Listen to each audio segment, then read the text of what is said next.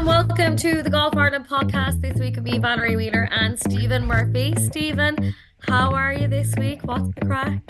I'm all good, thank you, Valerie. Great to see you as always. Yeah, I'm here looking out at some sunshine. It's beautiful out there. It's giving good for the next week or so. I'm hearing mid to high 20 degrees Celsius, so I think we're going to have to shut the country down at that stage.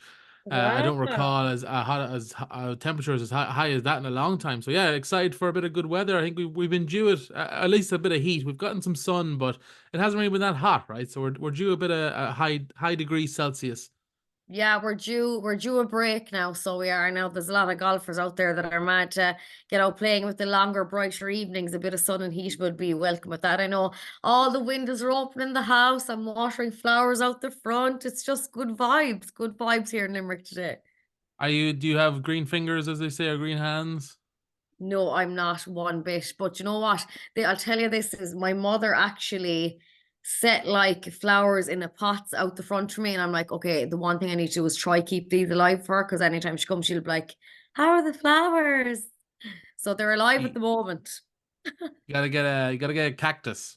They need watering like once a month. They're a A fake plant, you perfect mean? plant. A fake plant would also work as well. Yeah, yeah. I have maybe as we get older, we might be more into it's. I do feel it's quite therapeutic. I'm sure people say that, but maybe later in our lives. But Yeah. yeah, it was a great weekend. The U.S. Open was on, and I'm sure a lot of very upset Rory McIlroy fans across Ireland.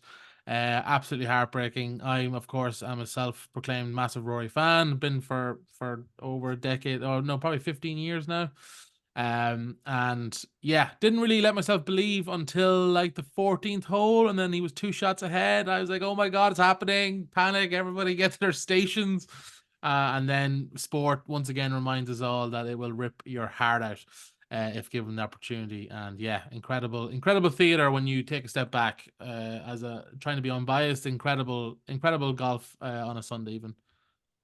Yeah, and look, I'd say I don't know anyone that wasn't talking about him the following morning. They were like, "Oh my God, Rory, did you see what happened to him?" And like, I think a lot of people can beat themselves up over golf. Like, they go out and play around the golf. And I mean, like, if Rory McIlroy, if something like that happens to Rory, like, you know, he's a normal person too, playing at the end of the day as well. And like, people are so tough on themselves when it comes to golf. And I'm like, well, look at Rory. Like, it happens to Rory, so it's going to happen to us, It's like, but yeah, I can't imagine. I did see him bring out a statement saying he's going to take a couple of weeks to just gather himself, and like he probably needs that because like between social online and everything in his personal life recently, I'd say he just needs a break from everything that's going on, which is fair enough.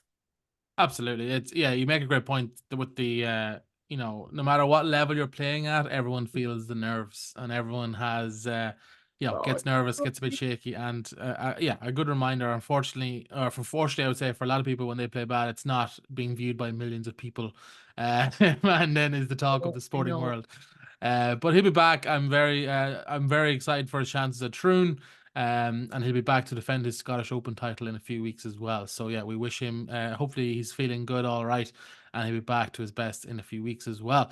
Valerie, how is the running going? How's your sporting journey going?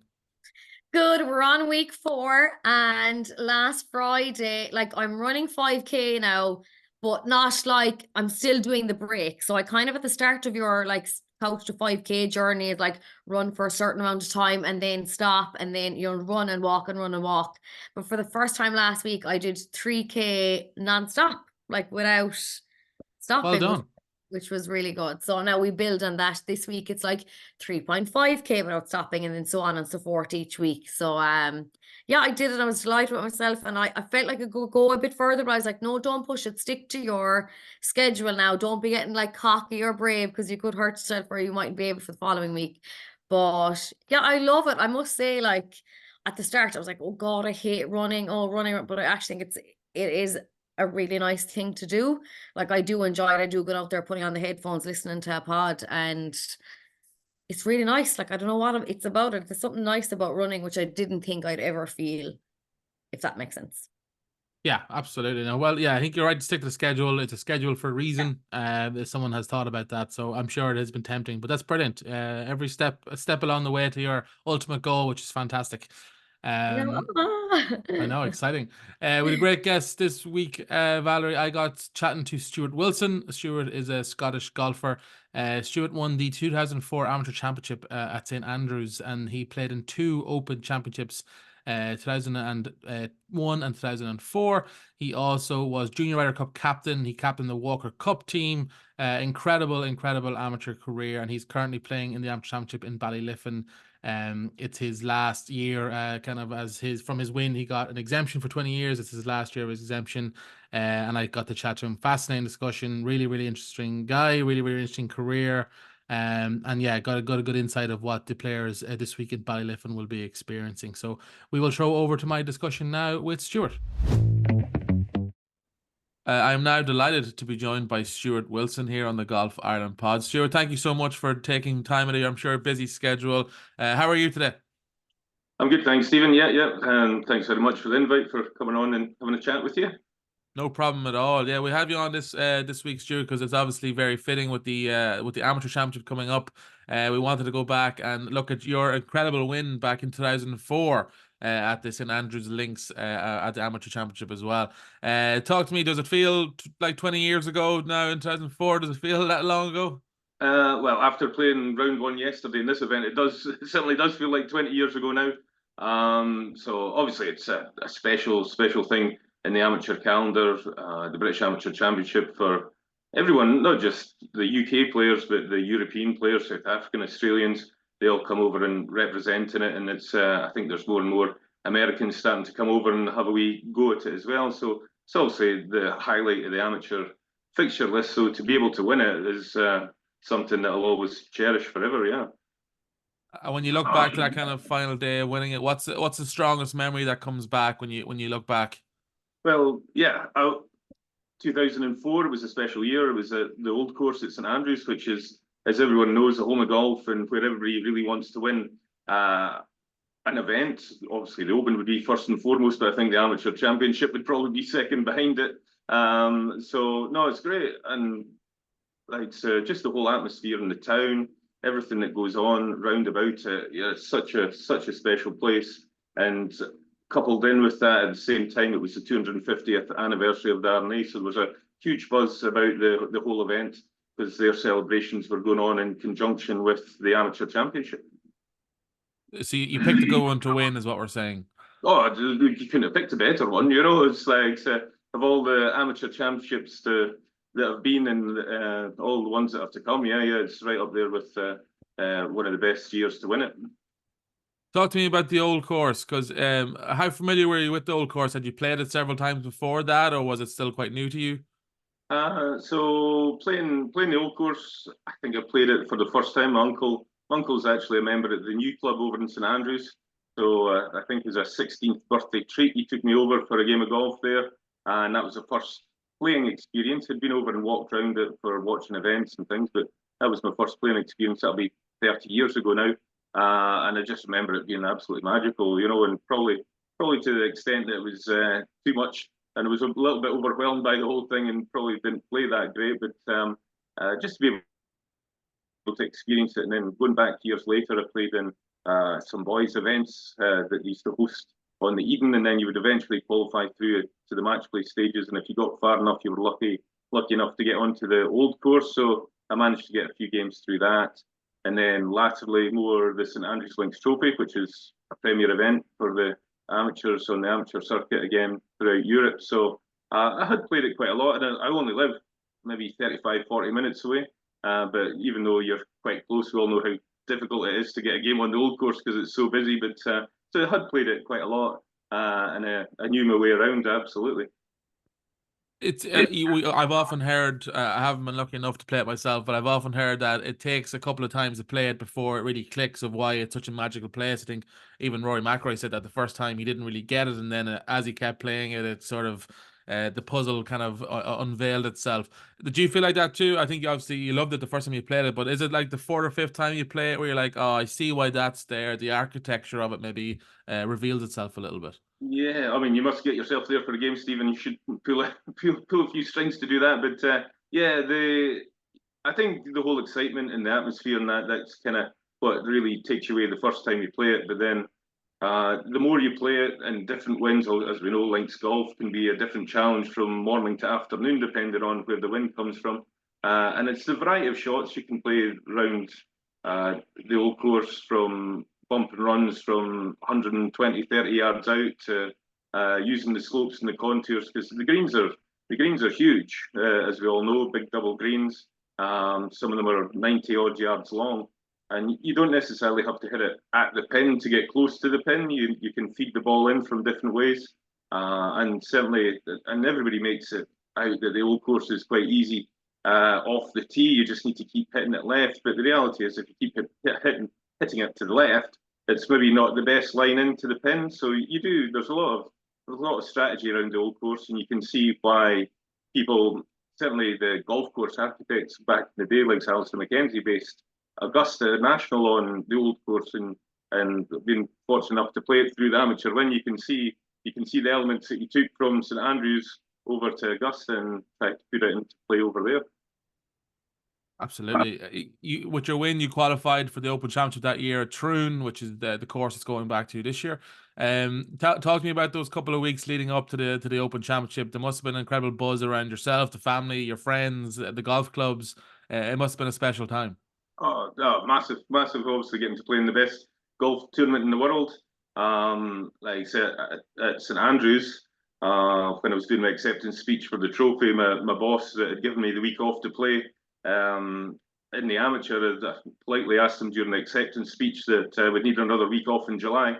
So it didn't leave him many places to go when everybody else is standing around looking at him, waiting to hear the response. But yeah, so we obviously got the week off.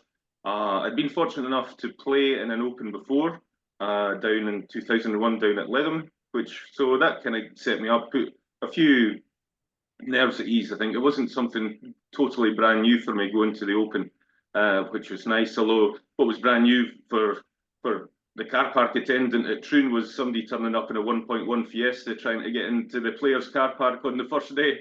They weren't ready for that, so I got turned away when I tried to turn up and register, and I had to go and park in Car Park Z and get the bus in to go and actually register and get my credentials. So the next day I turned up in my 1.1 Fiesta and I actually made it through the players' entrance, which was quite fun. The car actually ended up in a double spread in the sun, with the number plates blanked out and that, with the story in there. But yeah, this is the guys on the gate, so you can get to know you and wave you right through. But no, Troon was a special place. It was nice to have played an Open, full stop, but to have played an Open in Scotland, obviously for a Scottish guy, is a big thing. So there was a lot of nice support there for me, and the practice rounds and everything go great. Get to play with some fantastic players. Try and learn as much as you can about playing in that environment, playing those courses. Obviously, an Open Championship setup. I'd played the amateur at Troon. But the setup between an amateur and the Open Championship, different time of year, so the fairways are running a little bit more, maybe slightly longer course sometimes, and maybe a few more challenging pin positions. So it's all about managing yourself and managing your shot selection and try to get around the golf course as best you can. And fortunately, for a wee while, I mean, I was fortunate enough to win the silver medal for the lowest amateur that year. But to be honest, that was all set up by the front nine in the first round, which I was out in 3 or 4 under, top of the leaderboard, and then I just kind of tried not to do anything stupid from there and made it to the weekend. Obviously, I'm sure the goal is, when you set off, obviously silver medal is the huge achievement. But when you were 3 or 4 under in that front nine, does your mind go to, oh my God, I'm going to win the Open? It would be nice to be, but you're always trying to be grounded. You do get ahead of yourself a little bit, especially when you're playing with, I was playing with Michael Campbell and Marco Mira, obviously former major winners. And when you get your nose in front of these guys, you're thinking, oh, where can this go? But again, try to just be grounded about it and play out the back nine. The back nine is very tough at Troon, and the way it was playing. So, like I say, it was just a case of holding on. I remember the guys I got promptly taken away to a press conference after the round, and they were, I think Tiger Woods had done a 70 and I think it was a 68. So they're like, how's it feel to beat Tiger? And I was like, well, it's only round one, is it? You know, it's a four-round championship. Let's see what happens at the end of the week, whose name's above who, before we start talking like that. But yeah, to have that opportunity to play with great players and learn from them. Any aspirations of winning the Open, certainly watching them play over how I played, I think it was a reality bites as well in some cases. Talk to me about that. Even the media coverage, the press conferences, seeing, I'm sure, Tiger Woods in the flesh, seeing these players. Is it overwhelming at times? Yeah, you know what though, like I think once you get to meet these guys and you're actually playing golf, it'd just be like us going out and having a game of golf, to be honest. Myself and Marco Mira spent most of the first round talking about fishing. He'd just been on a fishing trip in Ireland. I'm keen on my fishing as well. We didn't actually talk much. I never asked him about winning the Masters. He never asked me about winning the amateur, you know. But we talked about how best to catch a salmon, basically. But yeah, and then Michael Campbell's like great guy, good laugh, and was fortunate enough to bump into him a few times after playing in the Open. And it was actually through airports going to different events, and we just like paths crossed, and he always stopped to say hello. So you know, it's these guys are just normal people, but exceptional at golf. I think the first time that it really kind of hit home when you're playing in that kind of field with everyone was when I did qualify. I went through the regional qualifying for the Open in 2001, regional, final, and eventually made it to the Open. And back in those days, it was still very much the clubhouse was the hub for everything that happened. It's not like now where they have the big marquees with the gyms, the player lounges, all this kind of stuff, and you get allocated a locker. And my locker was Seve Ballesteros, Greg Norman, Stuart Wilson, and Tiger Woods. So it was all lined up, which was quite nice. So you would go in, change your shoes and things, and Seve would be sitting there, and you'd like, it was actually his son that tried to give me more advice than Seve. His son was on the bag, I think, at that time, or maybe he was just a youngster, just around. But and Tiger Woods' fan mail was piled up beside his locker. But you know what he was like with his practice rounds, he'd be there at 5 o'clock in the morning and things. So I never actually saw him, and I dare say somebody else was sent in to pick up the fan mail. It wouldn't be Tiger himself, but so I never actually bumped into him. Besides, even with my locker right beside him. That's class. I love those stories. That's yeah. Obviously, someone at the RNA liked you enough to put your locker beside some of the greats. So that's well, nice. They weren't in alphabetical order, so I couldn't work it out. But it must have just been the way they were allocated. Yeah. Yeah, look at obviously was a big fan of your game, and he said this is the level we're at.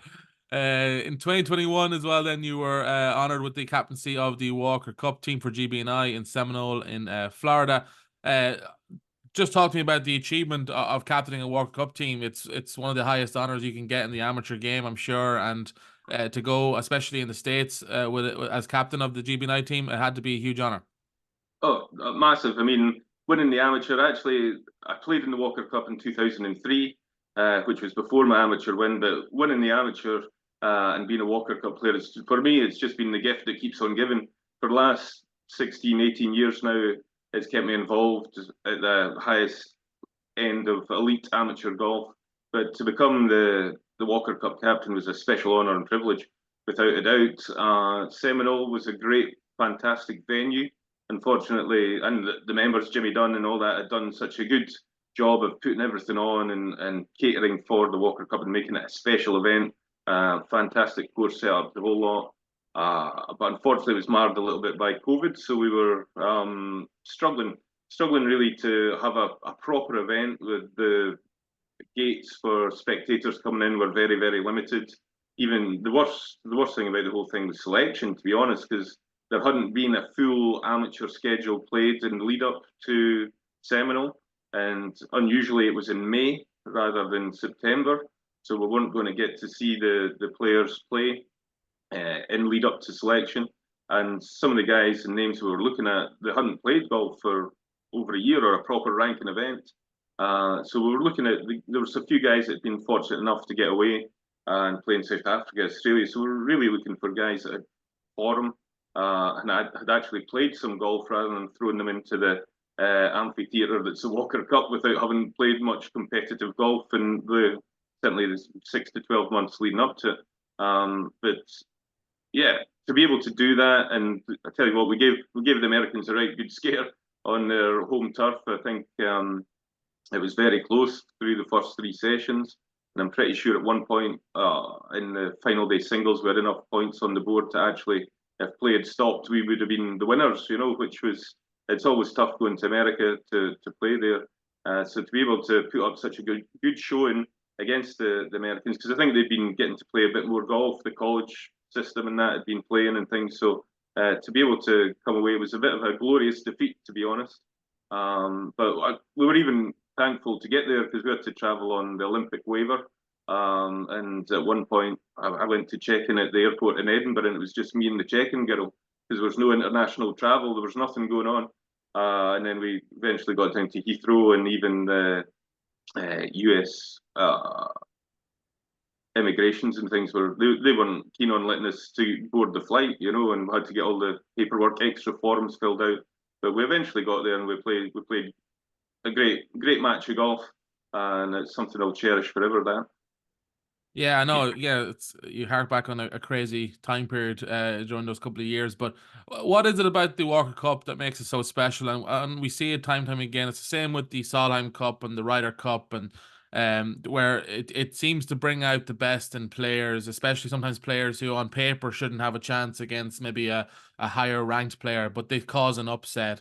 And is it the team factor? Is it the history? What is it about it that just it seems to elevate people?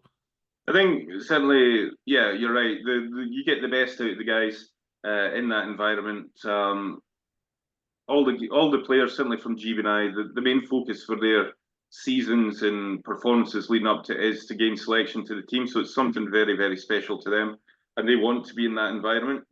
And to be honest, we picked part of picking the team wasn't just purely on ability and results. It was also on character and the type of person they were. So we always built a fantastic team room. There was always a few characters in there that would bring people together. We had the full gambit of everyone from quiet ones to noisy ones to funny ones, but nobody was disruptive. They all came together and gelled as a team. Barclay Brown there. Barclay was one of the fantastic characters that we had in our team room. John Goff recently this year as well. They're just great guys to have around and bring the team together, because a lot of these guys, and certainly the way it works now, because we're picking at least half of the team comes from the collegiate system, so they actually know the American guys more than they know their home players, the rest of their team. So to be able to throw together a group of 10 guys that they're only coming together for 5-6 days to play a match, you have to be able to gel them together really quick, and it comes down to the players and who they are and how they go about their game. But they're so supportive. Like so, we had young Connor come in. He was only 16 when he came in, but the guys all put an arm around him. And to be fair, when there was any kind of banter, Connor was up for it and gave as good as he got. And but just being in that environment, everybody pulling for each other, I think it just brings out the best of them, not just behind the scenes, but on the golf course as well. Absolutely. Obviously, of the GB&I, we're going to focus on the I part of that here on the Golf Ireland pod. Yeah. You had John Murphy and Mark Power on your team from Ireland when you were captain, and then last year there was 4 players on the team, the aforementioned Mark Power, with Matt McLean, Liam Nolan and Alex Maguire as well. Irish golf seems to be producing very strong players at the moment. How impressed are you by those players? And talk to us about just how high the level of golf is on these teams for amateur golfers. Yeah, I mean, like, so you start off with Mark Power. He's one of my boys, really. Before I did the GB&I men's, I did the GB&I boys, and Mark played in every single team I ever picked. So he's such a great guy, such a good golfer, with a great attitude, and he comes from a strong golfing background. And I think over time these guys will push through, and hopefully we'll see a lot more of them on the pro ranks. But Irish golf's always been strong, with the home internationals. Ireland's always one of the teams you have to beat, and it's never a given, certainly from a Scottish point of view, that you're going to beat England or Ireland and stuff. You always have to play your best. But the guys, I mean, golf's so strong here. I mean, we're sitting here at Ballyliffin just now, and you feel like you're quite remote and isolated. But it seems that everybody plays golf, whoever you meet. There's just such a strong golf heritage in Ireland, and I think it's that plays out. They've got a real passion for the game. Matt obviously is doing his own thing. He's been working and golfing. So to have that passion to be able to put both together and actually play at the highest level, and certainly having played with them, like say the game's gone on a lot in the last 20 years since I last played. So actually setting foot on the golf course and pitting yourself against them and seeing how good they actually are, it's been a real privilege this week. Yeah, as you mentioned, you're at Ballyliffin currently for the Amateur Championship. It's the first time it's come to the Irish shores since 2019, which is always fantastic to have. First of all, your thoughts on the course. It looks absolutely stunning. How is it playing? Yeah, I've been fortunate enough to come to Ballyliffin in the past to watch the home internationals. When they've been played, I was here as a selector, so I never got the chance to actually play the courses, but they've always looked brilliant walking around, and actually playing them now. The championship setup that they've put together in conjunction with the Arnay obviously is absolutely phenomenal. The courses are a true proper test of links golf. You've always got that little bit of wind coming in off the sea, and the clouds and the rain rolling in and out and things. It throws up every challenge that you would want links golf to do, and the layout and just you've got to be on your game from the off. There's no place for loose shots out there, and the course will punish you if you're not playing well. So I think by the end of the week, sorry, I'm looking out the window. I can see the golf course from where I'm staying. So I think by the end of the week, we'll have a truly worthy winner without a doubt. Yeah, talk to me about the format this year. So it's 2 rounds of stroke play qualifying, and then it goes into basically 3 rounds of match play before a quarters, semis, and a final. As you said, do you think that's the best format for finding the best player that week? I think so. I mean, like it's obviously a traditional format that's been tried and tested, and they've been playing it that way for a long, long time now. I think match play golf, once you've filtered out down to the top 64 and ties going into the match play golf, it's a different type of form. It's a different type of test for the player as to their how, again, not so much just about their game, but how they manage themselves, how they manage playing against another individual. When you're playing a 72 holer, it's a little bit more of a kind of, can be a slow burn or a marathon kind of, and just getting to the finish line. But here you have to take each game on its own merits. It might have to be a fast start with a lot of birdies to get ahead of somebody that's doing the same, or it could just be a case of just churning it out and doing your best to just get one hole up by the end. So it's a true test of character and a true test of proper golf. The way that golf should be played, I think, as well, because it's just head to head and just playing golf in the right kind of spirit with sportsmanship. You see that happening out there, and it's just a really nice thing to be able to watch and think that golf is played in the correct manner. This is your final amateur championship playing. Are you going in with the mindset of you'd love to, I suppose, finish off with a win, or is it more a case of you're going to try and enjoy every second of being out there playing? It's very much enjoying it as much as I can.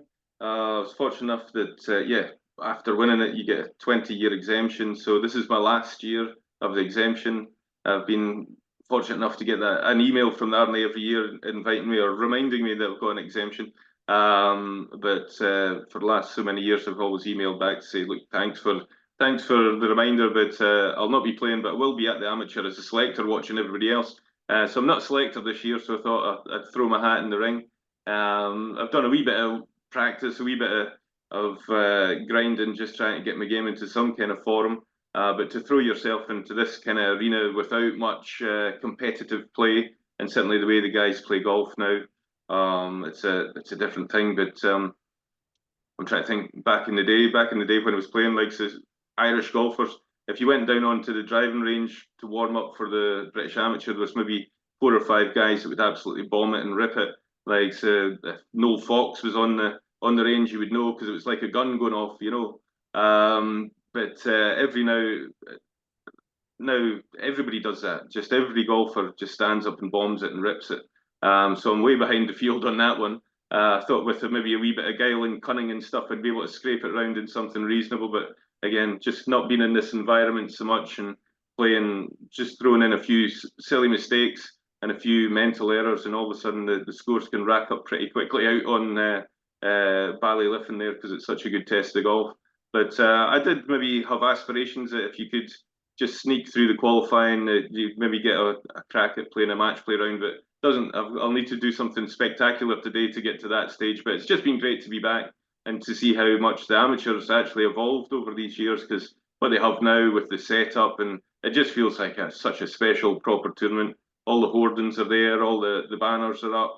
There's a players marquee with the gym, physio, players lounge, all those things. They weren't there 20 years ago. So there, and they have done a fantastic job of growing the amateur into one of the premier amateur events in the world. And I think that tells when you see the field and everybody wanting to come over and play in it.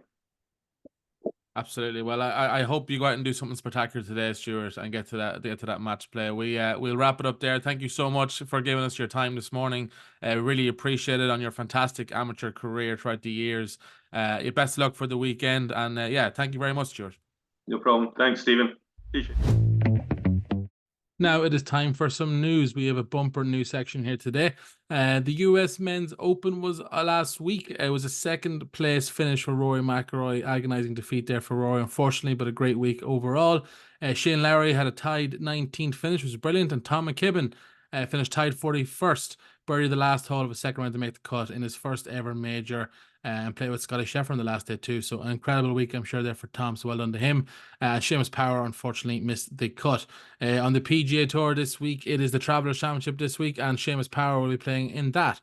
The KPMG Women's PGA is this week. Leona Maguire and Stephanie Meadow both in the field there. So huge week on the Women's PGA. So best of luck there to Leona and Stephanie. Last week in the LPGA, Stephanie Meadow finished tied 53rd and Leona Maguire finished tied 65th at the Major Classic. On the Ladies European Tour, it was a missed cut at the Italian Open last week for both Lauren Walsh and Olivia Mahaffey. Both players are off this week. On the DP World Tour, Tom McKibben and Gary Hurley are competing in the KLM Open in the Netherlands. So best luck to them. On the Challenge Tour, Connor Purcell is up to 20th on the Challenge Tour rankings after a tied 6th finish at the Cascada Golf Challenge last week in the Czech Republic, with the highlight being a bogey-free 64 in round 3, which is amazing shooting. Connor will be in action again this week at the Blot Open de Bretagne, along with Dermot McIlroy, Ronan Mullarney, Alex McGuire, Mark Power, Rory McGee, Paul Dunn, Daniel Mulligan, and Jonathan Caldwell. On the Alps Tour, the Open de la Mirabella d'Or in France last week, Robert Moran finished tied 33rd and was the best of the Irish there. And it's an off week this week for the Alps Tour. On the Clutch Pro Tour, Conor O'Rourke and John Ross Galbraith were the best of the Irish with a tied 15th finish at the Manor House event that was last week. This week it is a Caversham event, which will be finishing up today actually, so keep an eye out there for the Clutch Pro Tour results online. The LET Access Series, Olivia Hunt is at the Santander Golf Tour, Avila, from the 20th to the 22nd of June. So that started today and will finish up on Saturday. In the amateur game, Elm Park golfer Anna Foster said it was a long-awaited success as she went wire to wire the winner of the 2024 Flowgas Irish Women's Amateur Open Championship in Woodbrook. The 22-year-old Auburn star was the overnight leader, and she closed out with 3 late birdies for a 70 to secure a comprehensive 4-stroke win on 12 under par. And just 1 week out from the women's amateur. That is fantastic golf there from Anna Foster, so well done to her. In the under 18 division, Marina Joyce Moreno claimed that title on a score of 2 over par. Moving on, there was great excitement at Ballinasloe Golf Club last Saturday as home hero and member of the Ballinasloe men's Barton Shield Connacht Champions team, Kieran Smith, secured a victorious finish to the Connacht Mid-Am Championship, returning an impressive 66 in the final round and an overall total of 7 under par to claim the title by 2 shots. So well done there to Kieran Smith. Aideen Walsh, her tied 6th finish at the Flowgas Irish Women's Amateur Open Championship in Woodbrook was enough to see the Lahinch golfer climb her way back once again to the summit of this year's Bridgestone Women's Order of Merit. Walsh came into the event just 6 points adrift of Anna Abom in top spot, and with rounds of 75, 71 and 72, the Carlow and Lahinch Scratch Cup champion bagged the tied 6th finish along with 245 points to take her 69 clear of Annabelle Wilson, whose fine form in recent weeks included a 2nd place finish last weekend, and has seen the Ulster champion quickly rise through the rankings. On the men's side, it's still Matthew McLean who remains 246 points clear at the top of the men's table, but there is a potential for a possible shake-up as the standings as Max Kennedy and Sean Keeling remain in contention at the RNA Amateur Championship in Ballyliffin, with both qualifying for the match play stage of the prestigious event. The women will have a chance to make major strides towards chasing down Aideen Walsh this week as the RNA Women's Amateur Open Championship gets underway at Portmarnock on the 24th of June, with a host of strong competitors in the field, including Annabelle Wilson, Anya Donegan, and the Elm Park contingent Anna Foster and Emma Fleming. More moves may be on the cards there, so that will be very exciting to keep up to date with that. Ireland captain Paul Kelly said his sights are firmly set on Germany as the team selections were announced ahead of the EGA European Nations Cup next month. Hosel Golf Club will host the tournaments between the 18th and 20th of July, with the elite of European G4D players competing in Germany. The European Team Championship for golfers with a disability, the team so far is in Band 1. We've got Ian St. John. Band 2 is Tom Doherty. In Band 3, we've got Cian Arthurs, and Band 4 is Diane Conway, which is fantastic. And then the European Nations Cup for golfers with a disability is David Quinn, Catherine Fitzgerald, Fiona Gray, and Brendan Swan, which is so best of luck there to both the European Team Championship for golfers with a disability team and the European Nations Cup for golfers with a disability team. And they will be captained by Paul Kelly. Team manager is Jerry Houlihan, and then we've got Ian Stafford and Mary Doyle there as coaches. So a big contingent there, big team effort, and best of luck. We'll be keeping an eye on that in July. That wraps up all of the news for now. As I said, a bumper one this week, which is always great. It means there's plenty of golf going on around the country. We hope you enjoyed this week's guest. We hope you enjoyed the conversation. We appreciate you listening as always, and we will be back next week for another episode. We will see you then.